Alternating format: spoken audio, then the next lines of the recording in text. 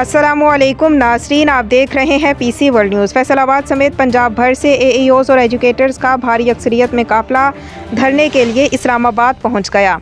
हमारे रिपोर्टर अब्दुल हमाद की तफसीलात के मुताबिक फैसलाबाद समेत पंजाब भर से एईओज़ और एजुकेटर्स का भारी अक्सरियत में काफ़िला धरने के लिए इस्लामाबाद पहुँच गया। पंजाब भर से एईओज़ और एसएसएस की भारी तादाद रैली की सूरत में लेक व्यू पार्क इस्लामाबाद से बनीगाला की तरफ रवाना। एईओज़ फैसलाबाद ने मीडिया से गुफ्तगू करते हुए कहा कि मुस्तकिली हमारा हक है।